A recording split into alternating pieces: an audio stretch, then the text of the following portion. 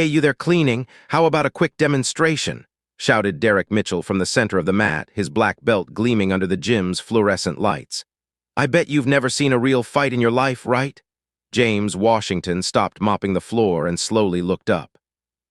At 42, he had been working as a janitor at that gym for only 3 weeks, always arriving after hours when the students had already left. But on that Thursday night, the advanced class training had gone past the usual time. I don't want to bother you, Sensei, James replied calmly, returning to scrubbing a stubborn stain on the floor. Just finishing up here so you can get back to it. Derek let out a loud, theatrical laugh that echoed through the gym. Everyone, look at this. The guy is afraid to even step on the mat. The 8 students present laughed nervously, some clearly uncomfortable with the situation. What Derek didn't know was that James had spent the last 20 years trying to completely forget who he really was.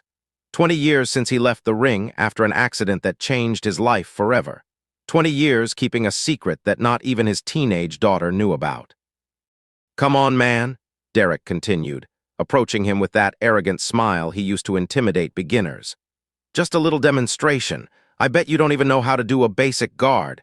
How about showing my students the difference between someone who trains and someone who just cleans? James felt that familiar sensation in his chest, like a dormant muscle being awakened after years of inactivity. His eyes met Derek's briefly, and for a split second, something passed between them that made the instructor take an involuntary step back. Just an educational demonstration, Derek insisted, now trying to hide the sudden uncertainty in his voice. Nothing too serious, just to show the beginners why it's important to respect the martial art. James set the bucket on the floor and stood up slowly. His movements had a fluidity that was strange for someone who had supposedly never stepped on a tatami mat before. Around the gym, the students stopped training, realizing that something was happening. All right, James said finally, his voice calm like the surface of a lake before a storm. But when we're done, you're going to apologize to all of them for turning the mat into a circus. Derek laughed, but this time the sound was a little forced. Apologize. Man, you're going to be the one apologizing to the floor when you meet it. What none of those people knew was that James Washington had once been James, Silent Storm, Washington, 5-time world mixed martial arts champion. He had retired at the height of his career after an accident that cost the life of his best friend and training partner. Since then, he had sworn never to fight again. But some promises are made to be broken when dignity is at stake. Derek adjusted his black belt with a theatrical gesture, clearly savoring every second of attention. Everyone gather around. You're about to see a practical demonstration of why there is a hierarchy in the world of martial arts. James watched as the 8 students formed a semicircle around the mat. A young Asian woman named Sarah Chun muttered something to her classmate, who just shook his head in disapproval. Look, everyone, Derek continued, gesturing dramatically. Here we have a perfect example of someone who never understood that there are appropriate places for certain types of people.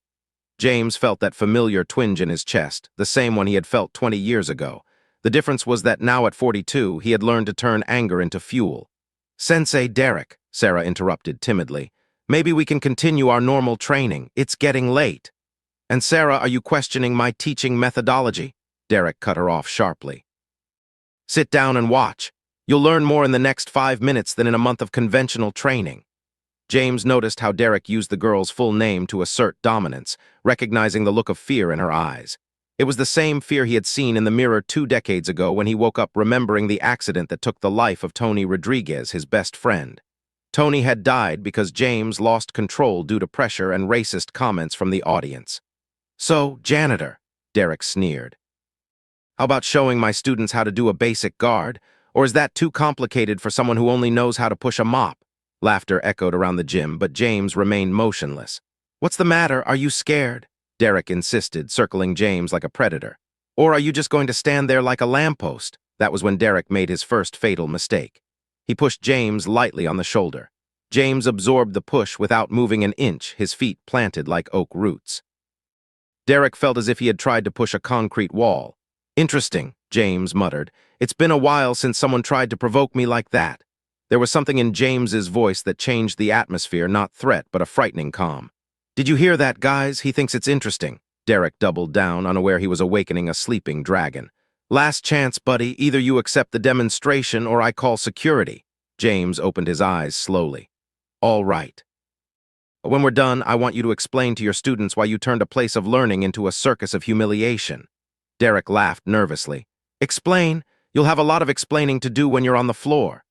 Derek assumed his favorite fighting stance, feet shoulder-width apart, fists clenched. James stood motionless, his eyes scanning Derek and cataloging every technical flaw, the high guard leaving ribs exposed, the unstable base, the tension in the shoulders. Still waiting, Derek sneered. Stop dancing and fight, Derek shouted, launching an aggressive sequence of punches. James simply wasn't where Derek's fist aimed. His body slid to the side like water flowing around a rock. Nice try, James commented softly. Clean technique, but you telegraphed the move with your right shoulder. Derek spun wildly, trying to locate his opponent. The second attack came, jab, straight, hook. Again, James wasn't there. He lowered himself slightly, allowing the jab to pass over his head, leaning back in an impossible curve to dodge the straight and stepping back to let the hook slice through the air. Interesting combination, James observed, breathing evenly. But you're leaving your left side completely exposed.